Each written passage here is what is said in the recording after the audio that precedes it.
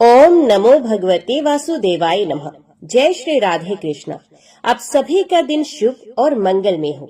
आज की वीडियो में आप श्रवण करेंगे ज्येष्ठ मास महात्म्य के अध्याय 28 की कथा। बहुत पहले की बात है। भारतवर्ष की पुण्य भूमि में सैनगढ़ नाम की एक राजधानी थी। वहां पर दीन सलाह सिंह नाम के एक राजा राज्य करते थे। उनके भतीजे का नाम था अंगद सिंह, जो एक अत्यंत सुंदर, बलिष्ठ और पराक्रमी नवयुवक थे। इन गुणों के कारण अंगद सिंह को राजा बड़े प्यार की दृष्टि से देखा करते थे और अंगद सिंह भी अपने चाचा की भलाई के लिए प्राणों तक की बाजी लगाने को सदा तैयार रहा करते थे। परंतु जहां अंगद सिंह में इतने गुण विद्यमान थे, वहीं उनमें एक बड़ा भारी दोष भी था।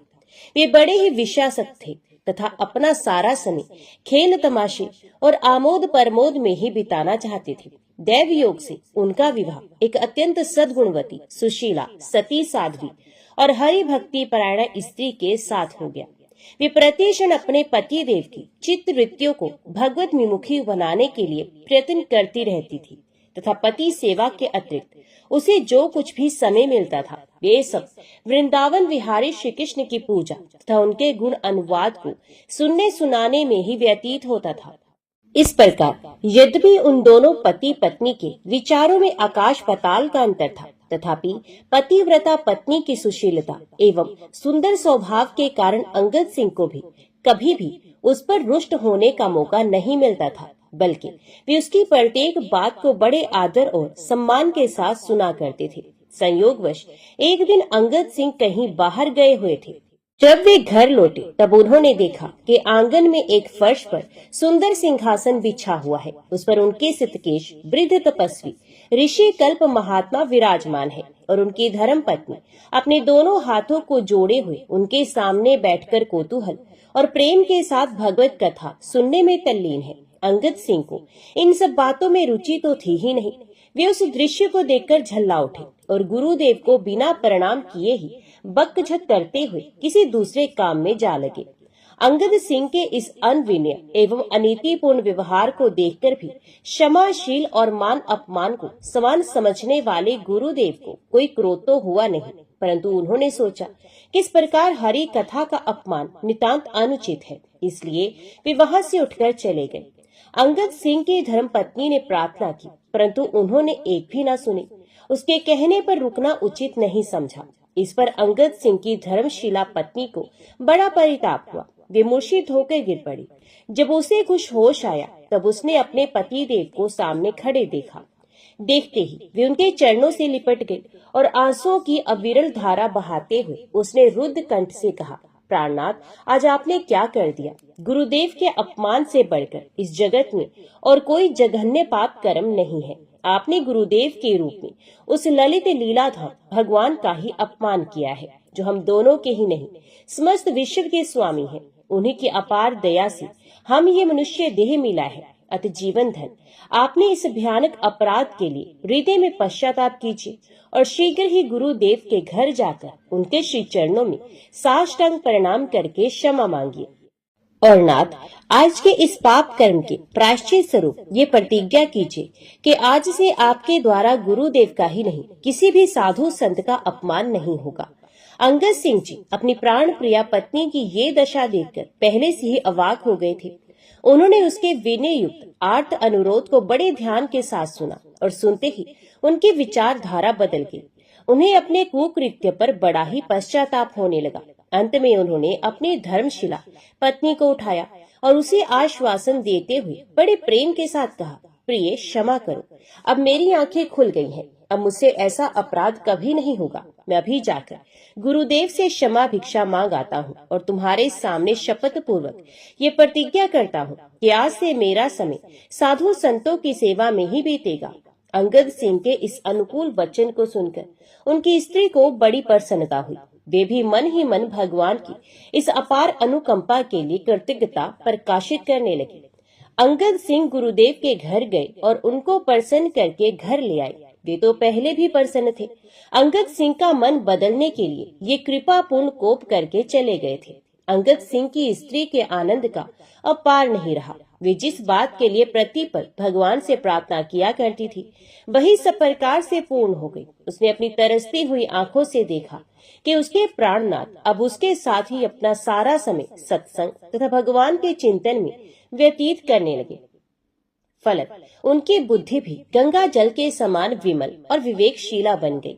यहाँ तक कि वे भगवान श्री कृष्ण के दर्शन के लिए उसी प्रकार व्याकुल हो उठे जैसे प्रचंड ग्रीष्म ऋतु का एक थका और प्यासा पथिक केवल घूंट भर पानी के लिए बेचैन हो उठता है। किंतु भगवान भी तो बड़े लीला में है। वे अपने भक्तों को पहले परीक्षा अग्नि में खूब तपा लेने के बाद तब कहीं अपना दर्शन देते हैं। अत कुछ काल के बाद अंगद सिंह के भगवत प्रेम की परीक्षा का समय आया। तत्कालीन सम्राट ने उनके चचा राजा दीन सलाह सिंह पर चढ़ाई करने की आज्ञा दे दी। सम्राट का एक सूबेदार अपनी फौज के साथ सैनगढ़ पर चढ़ गया और इस समाचार को पाते ही दीन सलाह सिंह के होश उड़ गए। उन्होंने वीरवर अंगद सिंह को बुलाकर कहा, बेटा, आज सैनगढ़ के सम्मान की रक्षा का भार तुम्हारे ही हाथों में है। इस बात को सुनकर अंगद सिंह की भुजाएं फड़क उठी। उन्होंने चाचा के चरणों में प्रणाम किया और अपनी वीर उक्ति द्वारा चचा के हृदय में ढांढस बंधाकर वे अपने चुने हुए सिपाहियों के साथ युद्ध क्षेत्र में जा डटे। वहां बड़ी घमासान लड़ाई हुई। दोनों ओर के अनेकों सैनिक हताहत हुए, परंतु अंत में विजय रही वीर केसरी अंगद सिंह की। उन्होंने अपनी तलवार से सूबेदार का सर काट लिया। सिर काटते ही उनके हाथ में सूबेदार का मुकुट आ गया। उसमें उन्होंने देखा कि अनेकों बहुमूल्य हीरे जड़े हुए थे। उनमें एक अनमोल हीरा भी था। उसको देखते ही अंगद सिंह ने निकाल लिया और उसे हाथ में लेकर सोचा कि ये अनमोल हीरा तो भगवान श्री जगन्नाथ के ही रत्नहार में शोभा पाने के योग्य है। तत्पश्चात वे अपने बचे हुए बहादुर सिपाहियों को साथ लेकर घर लौटे। सूबेदार का मुकुट राजा के हवाले किया, किंतु उन्होंने उस अनमोल हीरे को भगवान जगन्नाथ जी के लिए अपने पास ही रख लिया। कुछ समय के पश्चात इस बात की खबर किसी प्रकार राजा को लग गई। वे उस हीरे की अत्यधिक प्रशंसा सुनकर लोभ में पड़ गए। फिर क्या था, उनकी मत मारी गई। उन्होंने अंगद सिंह का ये व्यवहार बिल्कुल भी पसंद नहीं किया। उन्होंने अंगद सिंह को बुलावा भेजा और कहा कि तुम्हें उस हीरे को अपने पास रखने का कोई अधिकार नहीं है। तुम उसे अभी मेरे सुपुर्द कर दो। इस पर अंगद सिंह ने सर हिलाकर उत्तर दिया, चाचा जी, उस रत्न को मैं किसी प्रकार आपको नहीं दे सकता। उसके योग्य आप बिल्कुल भी नहीं है। उसको तो मैं भगवान श्री जगन्नाथ जी के सुभग और सुंदर रत्नहार में ही गुथवाऊंगा। ये सुनना था कि दीन सलाह सिंह की त्योरी बदल गई। वे क्रोध में तमतमा उठे। उन्होंने बड़े बड़े स्वर में कहा, ऐसी धृष्टता, यदि तुमने उस हीरे को मेरे हवाले नहीं किया और मेरी इस अवज्ञा के लिए तुमने मुझसे माफी नहीं मांगी तो मैं जल्दी ही इसकी सजा तुम्हें जरूर दूंगा। अंगद सिंह ने इसका उत्तर विनय पूर्वक किंतु दृढ़ भाव से दिया। उन्होंने कहा, आपकी जैसी इच्छा, परंतु इस हीरे को तो जीते जी मैं आपको नहीं दे सकता। ये तो जिसकी वस्तु है उसे समर्पित की जा चुकी है। अब उस पर आपका कोई अधिकार नहीं है। ये कहकर अंगद सिंह लापरवाही के साथ वहां से उठ गए। राजा दीन सलाह सिंह भला उस पराक्रमशील तेजस्वी नव युवक का क्या कर सकते थे। वे अपना समूह लेकर ताकते रह गए। इसके बाद राजा दीन सलाह सिंह ने सोचा कि बिना किसी छल छत का सहारा लिए अंगद सिंह के समर्थ हाथों से उस जवाहरात की प्राप्ति कठिन ही नहीं असंभव मालूम होती है। निदान उन्होंने छल कपट, लोभ लालच तथा डांट डपट के द्वारा किसी को बहकावे में डालकर उसे अंगद सिंह के भोजन में विष मिलवा दिया। सबसे पहले उन्होंने बड़े प्रेम के साथ अपने इष्ट देव को भोज्य पदार्थों का भोग लगाया। तदंतर भोजन करने के लिए तैयार हो। इतने में भोजन बनाने वाले की बुद्धि पलट गई और उसने दौड़कर इनको बता दिया कि इसमें विष मिला है, आप ना खाएं।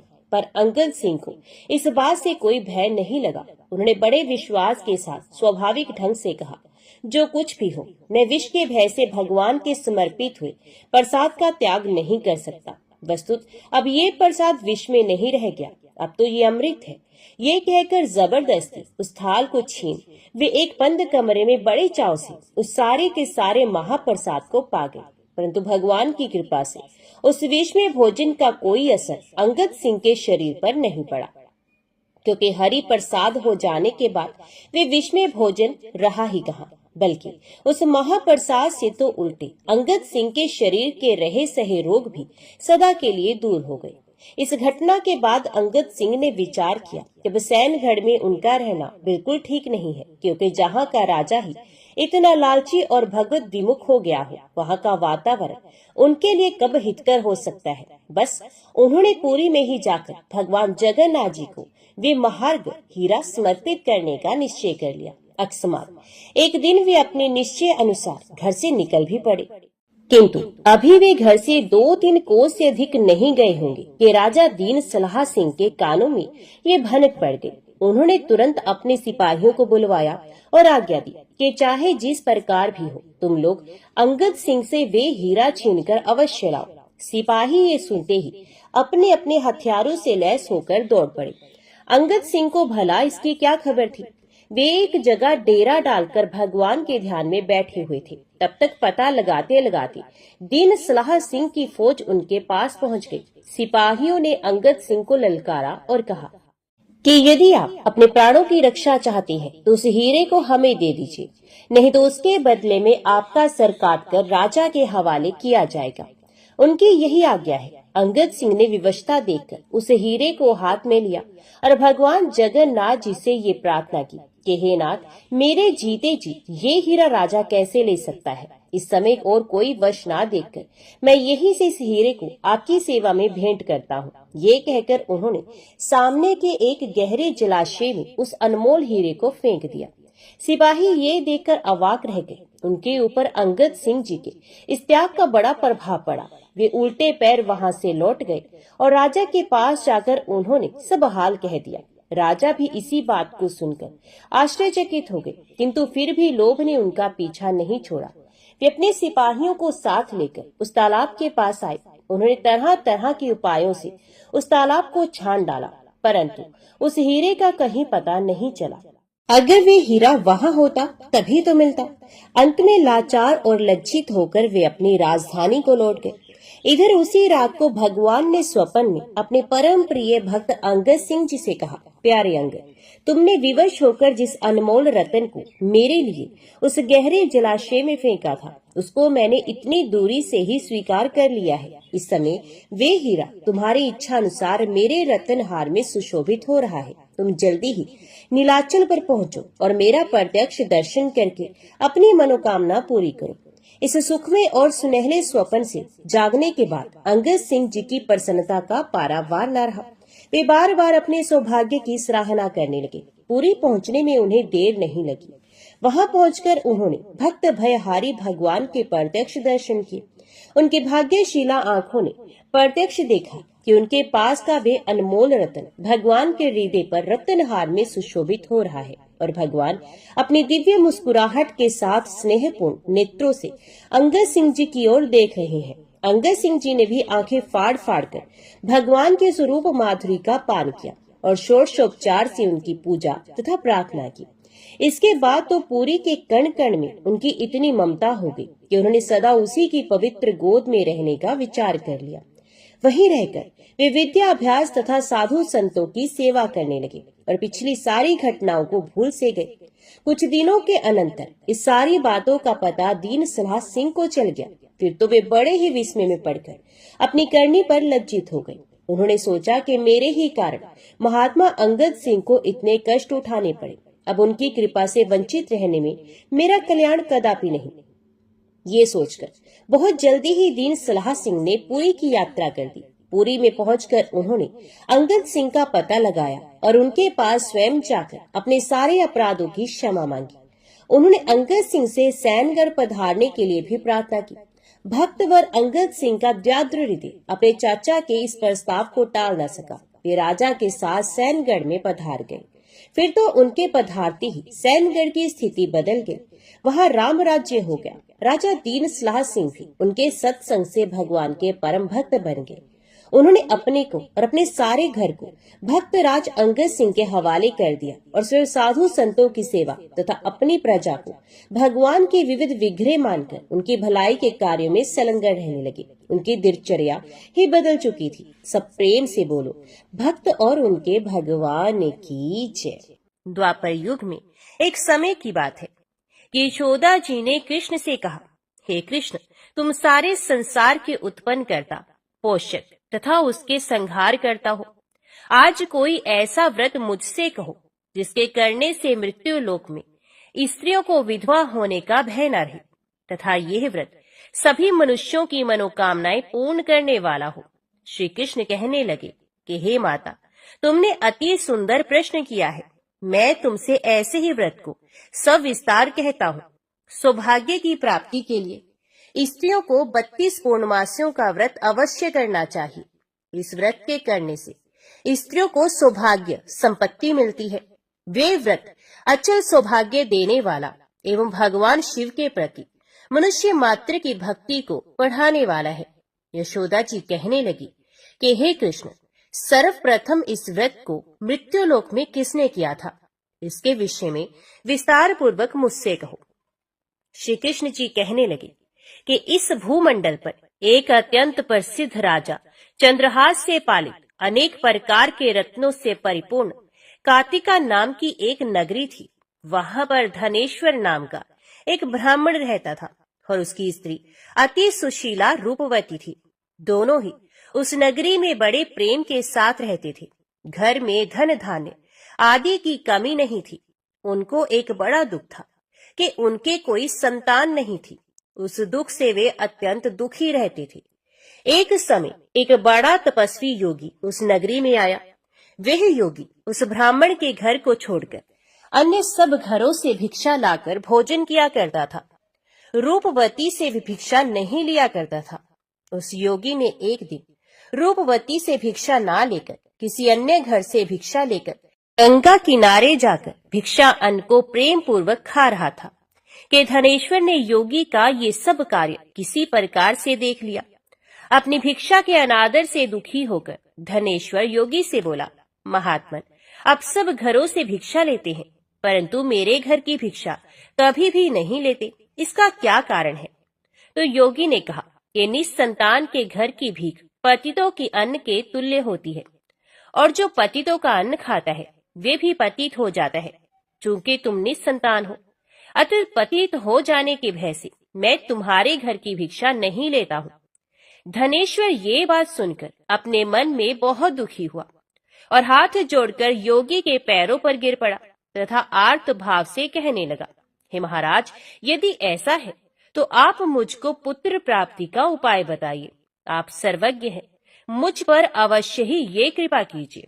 धन की मेरे घर में कोई कमी नहीं, परंतु मैं पुत्र न होने के कारण अत्यंत दुखी हूँ। आप मेरे इस दुख का हरण करें, आप सामर्थ्यवान हैं। ये सुनकर योगी कहने लगे, हे ब्राह्मण, तुम चंडी की आराधना करो। घर आकर उसने अपनी स्त्री से सवृतांत कहा और स्वयं तप के निमित्त वन में चला गया। वन में जाकर उसने चंडी की उपासना की और उपवास किया।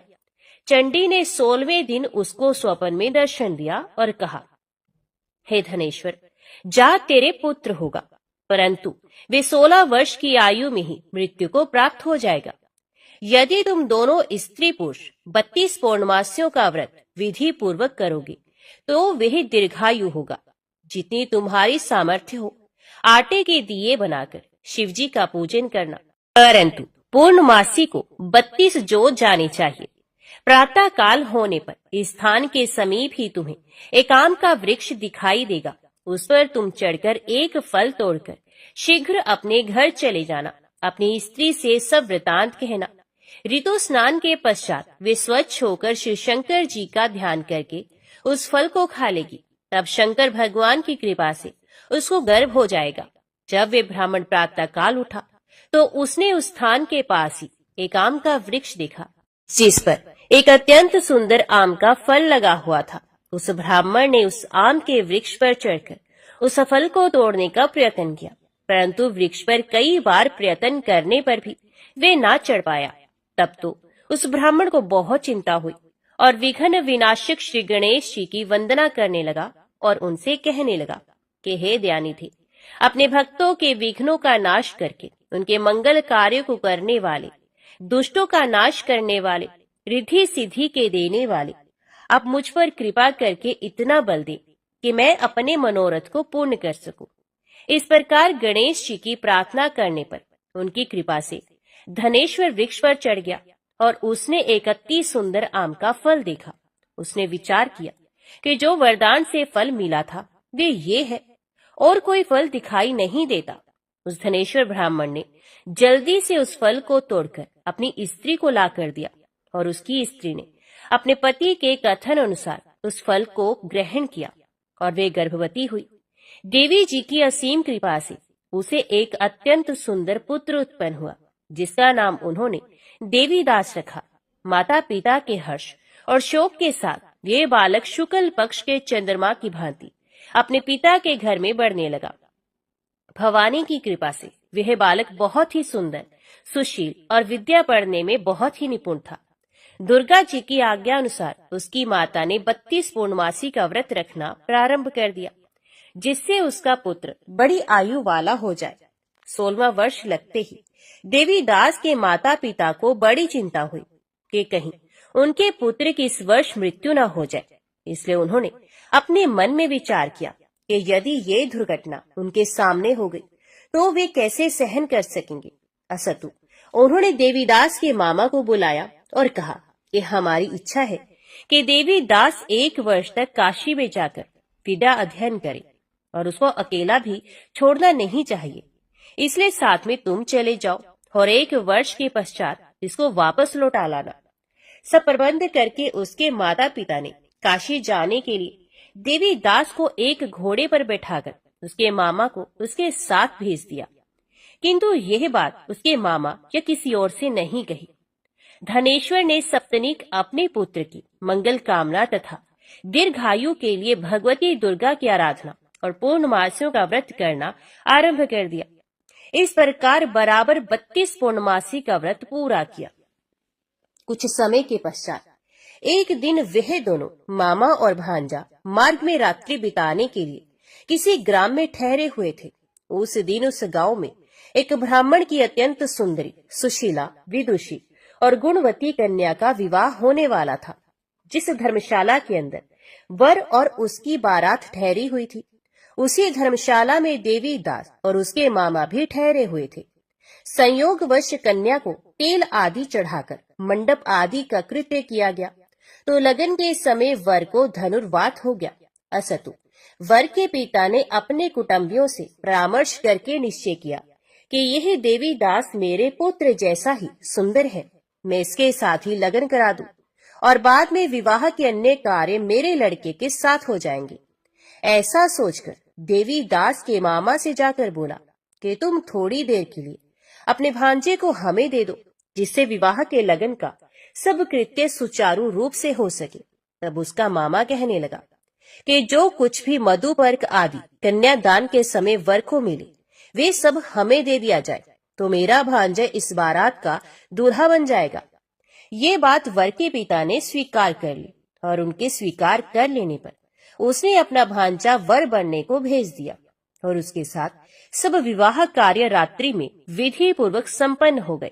पत्नी के साथ भी भोजन ना कर सका और अपने मन में सोचने लगा कि ना जाने ये कैसी स्त्री होगी। वह एकांत में इसी सोच में गर्म निश्वास छोड़ने लगा तथा उसकी आंखों में आंसू भी आ गए। तब वधू ने पूछा, क्या बात है, आप इतने उदासीन व दुखी क्यों हो रहे हैं? तब उसने सब बातें जो वर के पिता व उसके मामा में हुई थी उसको बतला दी। तब कन्या कहने लगी, ये ब्रह्म विवाह के विपरीत हो कैसे सकता है? देव, ब्राह्मण और अग्नि के सामने मैंने आपको ही अपना पति बनाया है, इसलिए आप ही मेरे पति हैं। मैं आपकी ही पत्नी रहूंगी, किसी अन्य की कदापि नहीं। तब देवीदास ने कहा, ऐसा मत करिए, क्योंकि मेरी आयु बहुत थोड़ी है। मेरे पश्चात आपकी क्या गति होगी, इन बातों को अच्छी तरह विचार लो। परंतु वे दृढ़ विचार वाली थी। बोली कि जो आपकी गति होगी वही मेरी गति होगी। हे स्वामी, आप उठिए और भोजन करिए, आप निश्चय ही भूखे होंगे। इसके बाद देवीदास और उसकी पत्नी दोनों ने भोजन किया तथा शेष रात्रि वे सोते रहे। प्रातः काल देवीदास ने अपनी पत्नी को 3 नगों से जड़ी हुई एक अंगूठी दी, एक रुमाल दिया और बोला, हे प्रिय, इसे लो और संकेत समझकर स्थिर चित्त हो जाओ। मेरा मरण और जीवन जानने के लिए एक पुष्प वाटिका बना लो, उसमें सुगंधी वाली एक नव मल्लिका लगा लो, उसको प्रतिदिन जल से सींचा करो और आनंद के साथ खेलो कूदो तथा उत्सव मनाओ। जिस समय और जिस दिन मेरा प्राण अंत होगा ये फूल सूख जाएंगे और जब ये फिर हरे हो जाए तो जान लेना कि मैं जीवित हूँ। ये बात निश्चय करके समझ लेना, इसमें कोई संशय नहीं। ये समझाकर वे चला गया।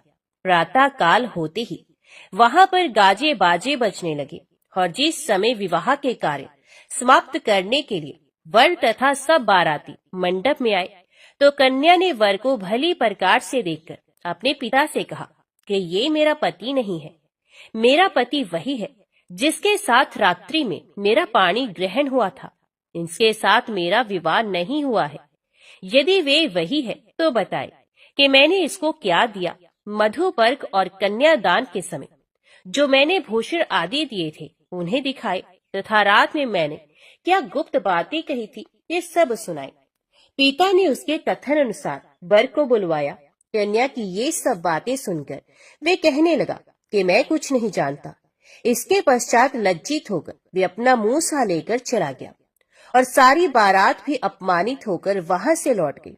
भगवान श्री कृष्ण बोले कि हे माता, इस प्रकार देवीदास काशी विद्याधन के लिए चला गया। जब कुछ समय बीत गया तो काल से प्रेरित होकर एक सर्प रात्रि के समय उसको डसने के लिए वहां पर आया। उस विषधर के प्रभाव से उसके शयन का स्थान चारों ओर से विष की ज्वाला से विषैला हो गया, परंतु व्रतराज के प्रभाव से उसको काटने न पाया, क्योंकि पहले ही उसकी माता ने 32 पूर्णिमा का व्रत कर रखा था। इसके बाद मध्याह्न के समय स्वयं काल वहां पर आया और उसके शरीर से उसके प्राणों को निकालने का प्रयत्न करने लगा, जिससे वे मूर्छित होकर पृथ्वी पर गिर पड़ा। भगवान की कृपा से उसी समय माता पार्वती जी के साथ भगवान श्री शंकर जी वहां पर आ गए। उसको मूर्छित दशा में देखकर पार्वती जी ने भगवान शंकर से प्रार्थना की कि हे महाराज, इस बालक की माता ने पहले 32 पूर्णिमा का व्रत किया था, जिसके प्रभाव से हे भगवान आप इसको प्राण दान दे। भवानी के कहने पर भक्त वत्सल भगवान श्री शिव जी ने उसको प्राण दान दिया। इस व्रत के प्रभाव से काल को भी पीछे हटना पड़ा और देवीदास स्वस्थ होकर बैठ गया। उधर उसकी स्त्री उसके काल की प्रतीक्षा किया करती थी। जब उसने देखा कि उस पुष्प वाटिका में पत्र पुष्प कुछ भी नहीं रहे तो उसको अत्यंत आश्चर्य हुआ, और जब वे वैसे ही हरी भरी हो गई तब वे जान गई कि वे जीवित हो गए हैं। यह देखकर वे बहुत प्रसन्न मन से अपने पिता के कहने लगी कि हे पिताजी, मेरे पति जीवित हैं, आप उनको ढूंढिए। जब 16वां वर्ष व्यतीत हो गया तो देवीदास भी अपने मामा के साथ काशी से चल दिया। इधर उसे श्वशुर उसको ढूंढने के लिए अपने घर से जाने वाले ही थे कि वे दोनों मामा भांजा वहां पर आ गए। उसको आया देखकर उसका श्वशुर बड़ी प्रसन्नता के साथ अपने घर में ले आया। उस समय नगर के निवासी भी वहां इकट्ठे हो गए और सबने निश्चय किया कि अवश्य ही इसी बालक के साथ इस कन्या का विवाह हुआ था। उस बालक को जब कन्या ने देखा तो पहचान लिया और कहा कि ये तो वही है जो संकेत करके गया था। तदुपरांत सभी कहने लगे कि भला हुआ जो ये आ गया, और सब नगर वासियों ने आनंद मनाया। कुछ दिन के बाद देवीदास अपनी पत्नी और मामा के साथ अपने श्वशुर के घर से बहुत सा उपहार आदि लेकर अपने घर के लिए प्रस्थान किया। जब वे अपने गांव के निकट आ गया तो कई लोगों ने उसको देखकर उसके माता पिता को पहले ही जाकर खबर दे दी कि तुम्हारा पुत्र देवीदास अपनी पत्नी और मामा के सहित आ रहा है। ऐसा समाचार सुनकर पहले तो उन्हें विश्वास ही नहीं हुआ, किंतु जब और लोगों ने भी आकर उनकी बात का समर्थन किया तो उनको बड़ा आश्चर्य हुआ। लेकिन थोड़ी देर में देवीदास ने आकर अपने माता पिता के चरणों में अपना सर रखकर प्रणाम किया और उसकी पत्नी ने अपने सास ससुर के चरणों को स्पर्श किया तो माता पिता ने अपने पुत्र और पुत्र वधू को अपने हृदय से लगा लिया और दोनों की आंखों में प्रेम अश्रु बह चले। अपने पुत्र और पुत्रवधू के आने की खुशी में धनेश्वर ने बड़ा भारी उत्सव किया और ब्राह्मणों को भी बहुत सी दान दक्षिणा देकर प्रसन्न किया। श्री कृष्ण जी कहने लगे कि इस प्रकार धनेश्वर 32 पूर्णमासियों का व्रत के प्रभाव से पुत्रवान हुआ। जो भी स्त्रियां इस व्रत को करती हैं, वे जन्म जन्मांतर में वैधव्य का दुख नहीं भोगती और सदैव सौभाग्यवती रहती हैं। ये मेरा वचन है, इसमें कोई संदेह नहीं। ये व्रत पुत्र पौत्रों को देने वाला तथा संपूर्ण मनोकामनाओं को पूर्ण करने वाला है। 32 पूर्णिमासियों का व्रत करने से व्रती की सब इच्छाएं भगवान शिव जी की कृपा से पूर्ण हो जाती हैं। तो सब प्रेम से बोलो, उमापति भगवान शंकर की जय। अभी सुनिए भगवान सत्यनारायण की व्रत कथा। ऋषियों ने सूत जी से पूछा, महामुनि, किस व्रत या तप से अभीष्ट फल की प्राप्ति होती है? हम सुनना चाहते हैं, कृपया बताइए।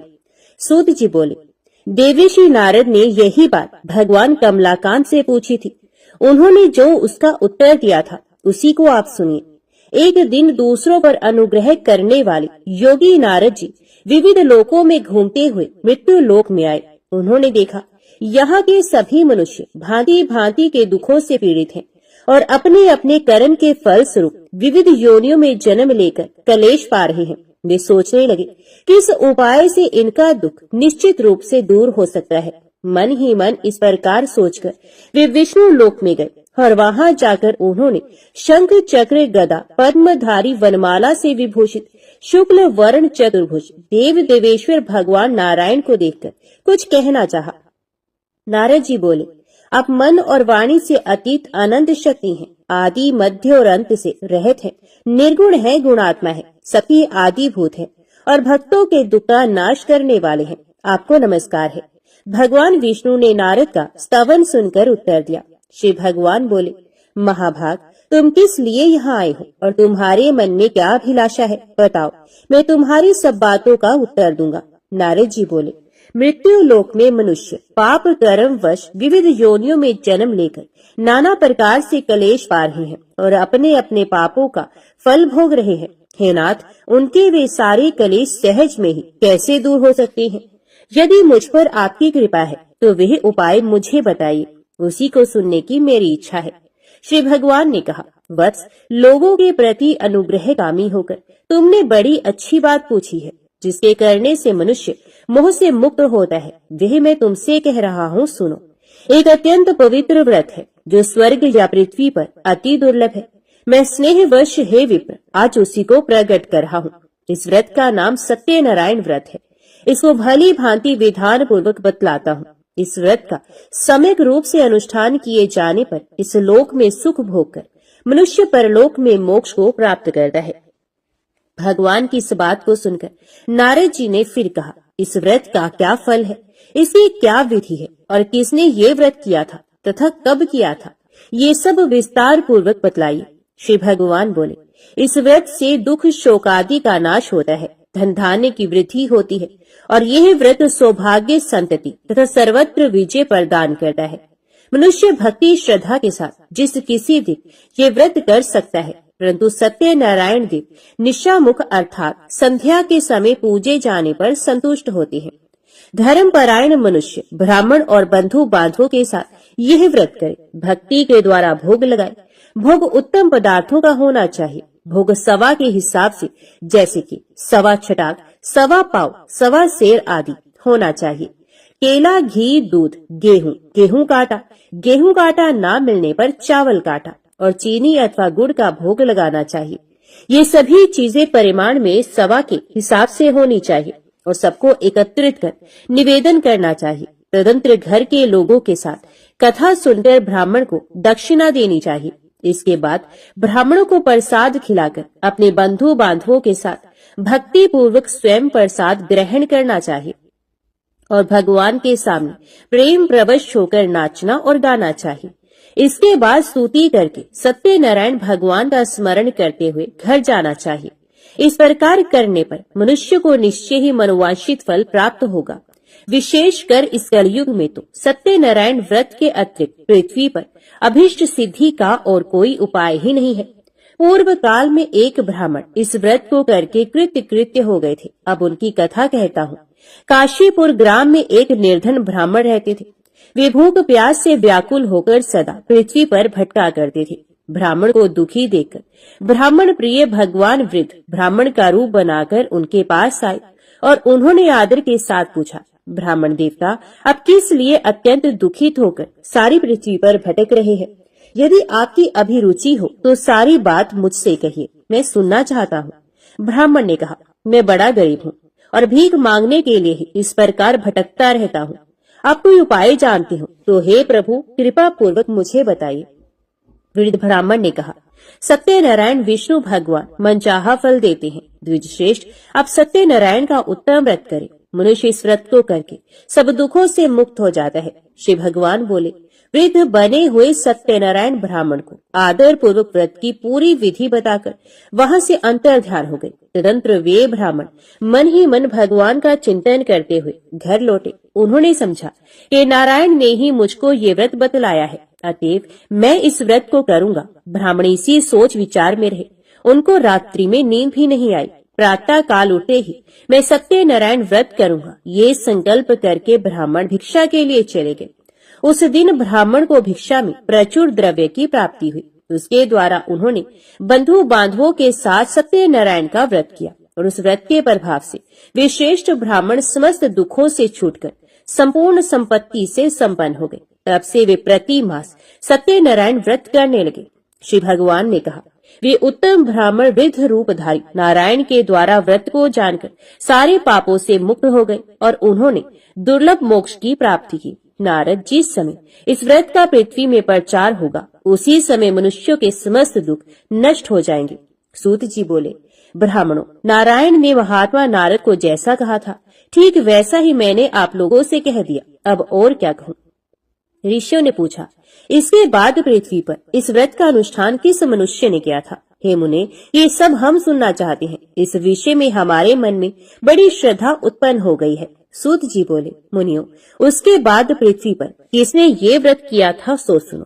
एक दिन वे श्रेष्ठ ब्राह्मण अपने बंधु बांधवों के साथ अपने वैभव के अनुरूप व्रत कर रहे थे। इसी समय वहाँ एक लकड़हारा आया। लकड़हारे ने लकड़ी बाहर रख दी और वह ब्राह्मण के घर के अंदर चला गया। उस समय वह प्यास से पीड़ित था। उन ब्राह्मण को कार्य में लगे देखकर प्रणाम करके उसने पूछा, महाराज, आप ये क्या कर रहे हैं? तो ब्राह्मण ने कहा, ये सत्यनारायण का व्रत है। ये व्रत दुख दारिद्र्य का नाश करता है, सब प्रकार की इच्छित वस्तुओं को देता है और पुत्र पौत्र आदि की वृद्धि करता है। इस व्रत के प्रभाव से ही धन धान्य आदि महान समृद्धि से मेरा घर भर गया है। ब्राह्मणों की इस बात को सुनकर लकड़हारे को बड़ा हर्ष हुआ। वे जल पीकर और प्रसाद लेकर स्थिर मन से सत्यनारायण देव का चिंतन करता हुआ नगर में गया। उसने मन ही मन कहा कि आज लकड़ियों के बेचने पर जो कुछ मिलेगा उसी के द्वारा मैं सत्यदेव का उत्तम व्रत करूंगा। इस प्रकार मन में विचार कर वे लकड़ियों के बोझ को सर पर उठा के नगर में धनियों के रमणीय स्थान में पहुंचा। आज लकड़हारे को लकड़ियों का दूना मूल्य मिला। उसका हृदय प्रसन्न हो गया। वे पके हुए केले, चीनी, घी, दूध और गेहूं का आटा सब वस्तुएं सवाए हिसाब से लेकर घर पहुंचा। तदंतर बंधु बांधवों को निमंत्रण देकर उसने विधि पूर्वक व्रत किया। उस व्रत के प्रभाव से वह लकड़हारा धन और पुत्र से संपन्न हो गया तथा इहलोक में सुख भोग कर अंत में सत्यपुर को प्राप्त हुआ। एक घटना और कहता हूँ, सुनो। पूर्व काल में उल्कामुख नामक एक जितेंद्रिय सत्यवादी प्रबल पराक्रमी राजा थे। वे बुद्धिमान राजा प्रतिदिन भगवान के मंदिर में जाते और धन देकर ब्राह्मणों को संतुष्ट करते थे। उनकी पत्नी का नाम था भद्रशिला।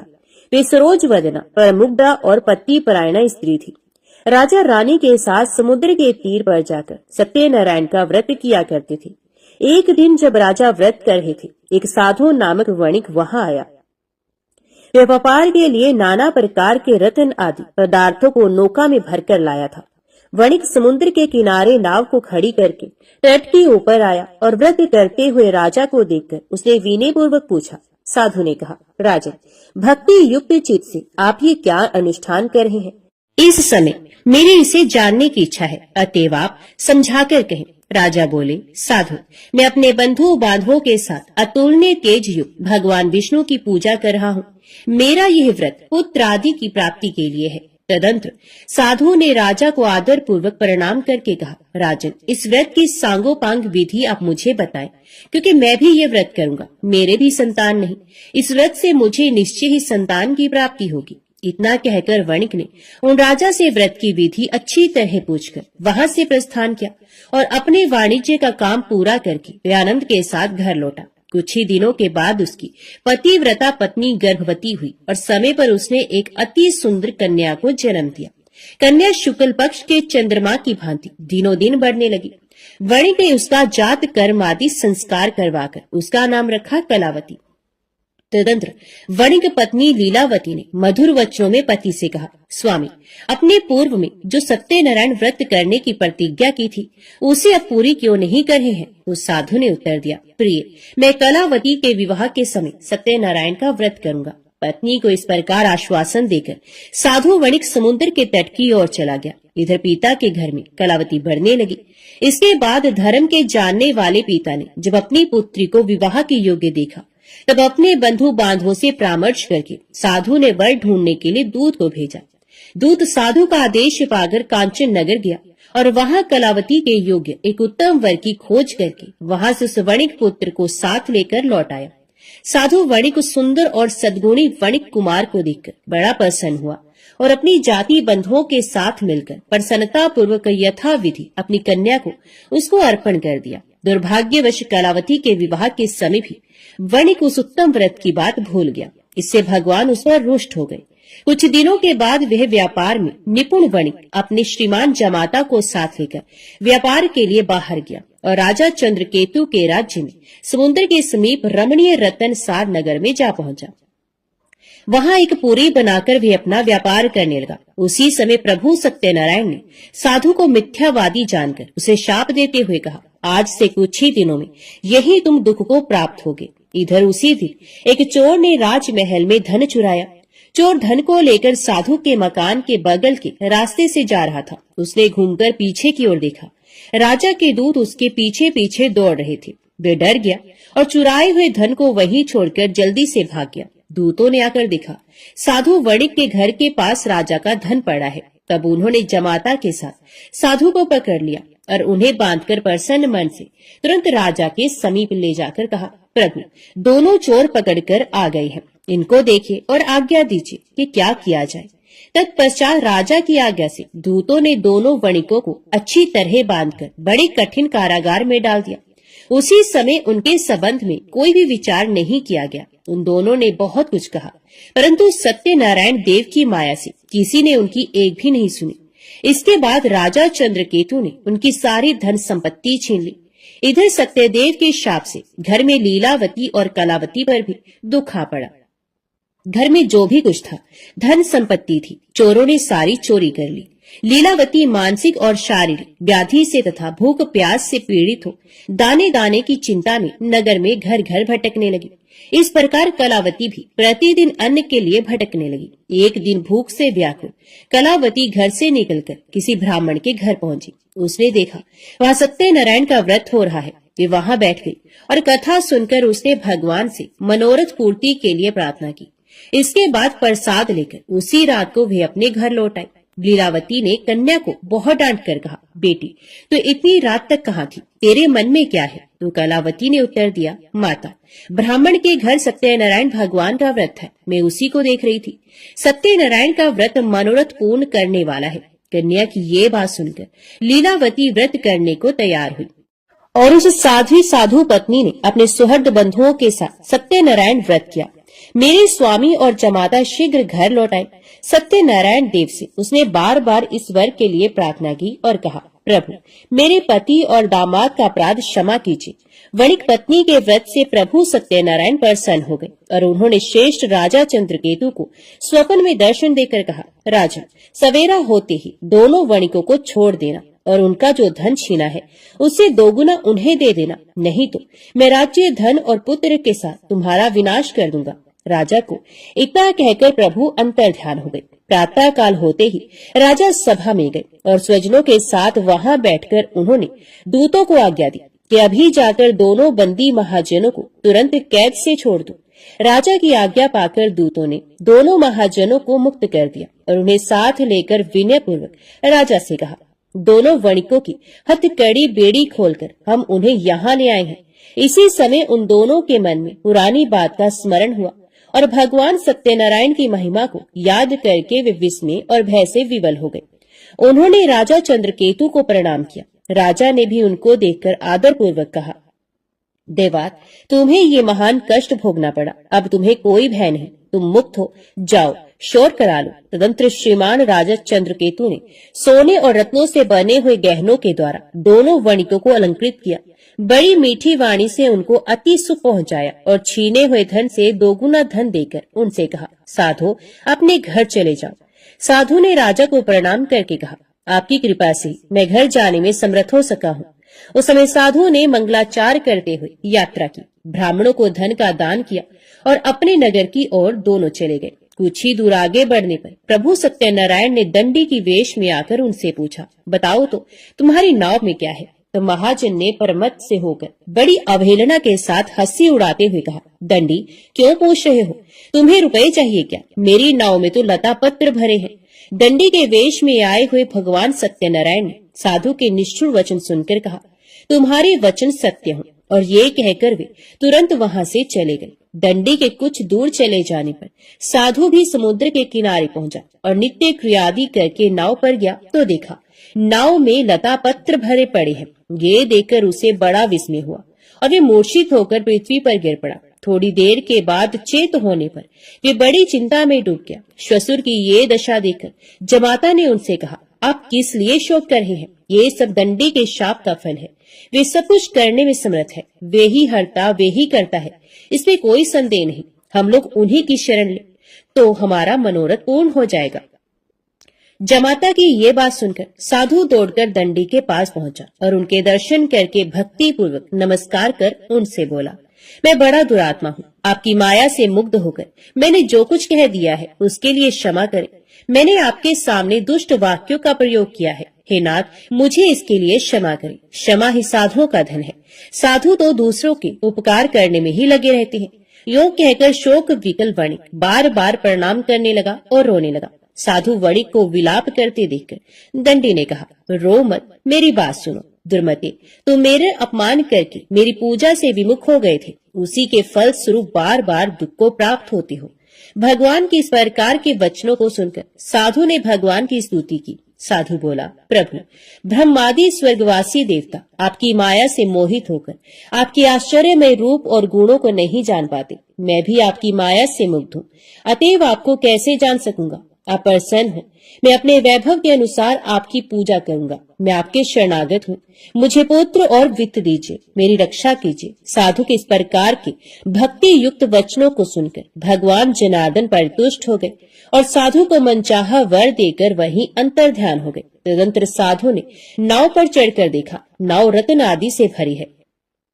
सत्यदेव की दया से मुझे वांछित फल मिल गया। यूं कहकर साधु ने अपने मित्रों के साथ विधिवत सत्यनारायण की पूजा की और बड़े हर्ष के साथ यात्रा आरंभ की। नौका बड़े वेग से चलने लगी। दोनों अपने देश में आ पहुंचे। साधु ने जमाता से कहा, वत्स, वह देखो, मेरी पूरी दिखाई दे रही है। तत्पश्चात साधु ने अपने धन के रखवाले दूत को नगर में भेजा।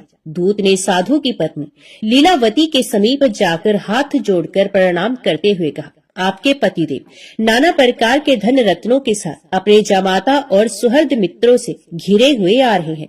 साध्वी वणिक पत्नी दूत के मुख से स्वामी और जमाता के आने का समाचार सुनकर बड़ी हर्षित हुई और सत्यदेव की पूजा करके उसने अपनी लड़की से कहा, मैं पति की अगुवानी के लिए जाऊंगी, तुम भी तुरंत मेरे साथ चलो। माता की बात सुनकर कलावती ने सत्यनारायण का व्रत किया, परंतु प्रसाद लिए बिना ही वे पति के सामने चले गए। इससे सत्यनारायण देव रुष्ट हो गए। धन रतन और जवाई को लेकर नौका जल में अदृश्य हो गई। कलावती ने जब पति को नहीं देखा तब वह शोक से अत्यंत व्याकुल होकर रोती हुई जमीन पर गिर पड़ी। अपने पति और नाव के ना दिखने से अत्यंत शोकातुर थी। कन्या की इस दशा को देखकर साधु बहुत डर गया। उसने सोचा, ये क्या आश्चर्य हो गया। नाव खेने वाले भी बड़ी चिंता लेने लगे। ये सब देखकर पतिव्रता लीलावती अत्यंत दुख से विवल होकर विलाप करती हुई स्वामी से बोली, मैंने अभी अभी ज्वाई को देखा था, क्षणमात्र में ही नौका के साथ जमाता अदृश्य हो गए। अब वे कहीं नहीं दिख रहे। पता नहीं किस देवता ने उन्हें इस प्रकार हरण कर लिया। आप क्या भगवान सत्यदेव के प्रभाव को नहीं जानते? लीलावती इस प्रकार कहकर विलाप करने लगी। उसी के साथ सारे बंधु बांधव भी रोने लगे। लीलावती अपनी कन्या को गोद में लेकर रुदन करने लगी। कन्या कलावती ने स्वामी को डूबा हुआ जानकर दुखित हृदय से पति की पादुका को लेकर सती होने का निश्चय किया। धर्म को जानने वाला साधु वणिक कन्या की ये स्थिति देखकर अपनी पत्नी के साथ शोक से अत्यंत व्याकुल हो उठा और उसने मन ही मन सोचा, निश्चय ही सत्यदेव की माया के द्वारा ही मेरे जमाता हरे गए हैं। अपने वैभव के अनुसार भगवान सत्यनारायण की पूजा करूंगा। साधु ने वहां सब लोगों को बुलाकर ये बात कही और अपना मनोरथ व्यक्त करते हुए पृथ्वी पर दंड की भांति पड़कर वह बार बार भगवान सत्यदेव को प्रणाम करने लगा। इससे सत्यदेव प्रसन्न हो गए। उन्होंने आकाश से ही साधु के प्रति कहा, साधु, तुम्हारी कन्या मेरे भोग का तिरस्कार करके पति को देखने के लिए आ गई, इसलिए इसका पति अदृश्य हो गया।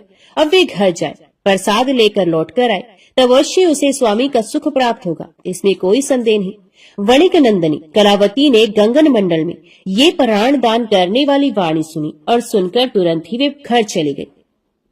वहां जाकर उसने प्रसाद लिया। तदंतर वे जब लौटकर आई तब अपने पति को, नाव को और समस्त बंधुओं को देखकर अत्यंत सुखी हुई। उसने पिता से कहा, पिताजी आइए हम लोग घर चले, अब देर क्यों कर रहे हैं? कन्या की इस बात को सुनकर वणिक प्रसन्न हो गया और विधि विधान के साथ भगवान सत्यनारायण की पूजा करके धन रतन और बंधुओं के साथ वे अपने घर पहुंचा। तदंतर प्रत्येक संक्रांति और पूर्णिमा को यथा विधि सत्यनारायण की पूजा करता हुआ वे इस लोक में सुखी होकर अंत में सत्यपुर को प्राप्त हो गया। सूत जी बोले, श्रेष्ठ मुनियों, एक उपाख्यान और सुनिए। पूर्व काल में वंशध्वज नामक एक प्रजापालन में तत्पर राजा थे। उन्होंने सत्यदेव के प्रसाद का परित्याग किया था, इसलिए वे दुख को प्राप्त हुए। एक दिन राजा ने वन में जाकर विविध प्रकार के मृगों का शिकार किया। फिर जब विश्राम के लिए वे बरगद के वृक्ष के नीचे आए तब उन्होंने देखा ग्वाले लोग बड़े संतुष्ट मन से मित्रों को साथ लेकर भक्ति पूर्वक भगवान सत्यनारायण देव की पूजा कर रहे हैं।